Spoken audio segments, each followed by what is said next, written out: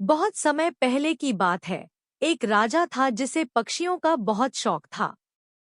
उसके पास कई तरह के पक्षी थे, लेकिन उनमें से सबसे खास था एक तोता। यह तोता बहुत चतुर और बोलने में निपुण था। राजा उससे बहुत प्यार करता था और उसके लिए सबसे अच्छे दाने और फलों का इंतजाम करता था। एक दिन राजा के मन में विचार आया कि क्यों न तोते को उड़ने की आज़ादी दी जाए। उसने सोचा कि वह तोते को खुले आकाश में उड़ने देगा, लेकिन इस शर्त पर कि वह लौट कर आएगा। राजा ने तोते से कहा, तुम उड़कर जा सकते हो, लेकिन याद रखना, शाम तक वापस आना है। तोता खुश होकर बोला, राजा साहब, मैं जरूर वापस आऊंगा। और वह उड़ान भरकर आकाश में दूर दूर तक उड़ने लगा। उसने खुले आकाश का खूब आनंद लिया, पेड़ों पर बैठा, फूलों की खुशबू का आनंद लिया और फिर शाम को राजा के पास लौट आया। अगले दिन राजा ने फिर से तोते को उड़ने दिया। तोता फिर उड़ान भरता और शाम को लौट आता। यह सिलसिला कई दिनों तक चलता रहा।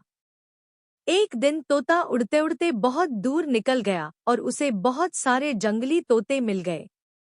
उन तोतों ने उससे कहा, तुम क्यों वापस राजा के पास जाते हो? यहाँ जंगल में हम सब स्वतंत्र हैं, तुम भी हमारे साथ रहो। तोता थोड़ी देर के लिए सोच में पड़ गया, लेकिन फिर उसने कहा, देखो भाइयों, राजा मुझे बहुत प्यार करता है और मेरी अच्छी देखभाल करता है। लेकिन हाँ, अब मुझे भी यह महसूस होता है कि आजादी की अपनी ही एक अलग खुशी होती है। तोते ने एक चालाकी भरी योजना बनाई। उसने सोचा, अगर मैं राजा के पास लौट जाऊं और उन्हें यह दिखाऊं कि मैं मर चुका हूं, तो वह मुझे छोड़ देंगे और मैं हमेशा के लिए आजाद हो जाऊंगा। तोता राजा के पास लौट आया और पिंजरे में जाते ही उसने आंखें बंद कर लीं और अपने पंख फैलाकर चुपचाप लेट गया।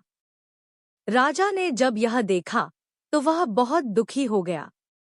उसने सोचा कि उसका प्यारा तोता मर गया है। उसने तोते को पिंजरे से निकालकर उसे प्यार से सहलाया और दुखी होकर खिड़की से बाहर फेंक दिया। जैसे ही तोता खिड़की के बाहर गिरा, वह तुरंत उड़ गया और पेड़ की डाल पर जाकर बैठ गया। वह हंसते हुए राजा से बोला, राजा साहब, मैं मर नहीं रहा था, बस आजादी की तलाश में था। अब मैं आजाद हूँ। राजा ने हंसते हुए कहा, तुम बहुत चालाक हो। जाओ, अब तुम हमेशा के लिए आजाद हो। कहानी की सीख।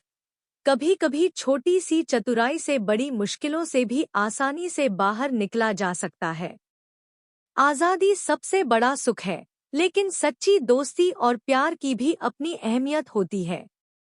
अगर आपको कहानी अच्छी लगी तो हमें सब्सक्राइब जरूर करें और लाइक शेयर भी करें।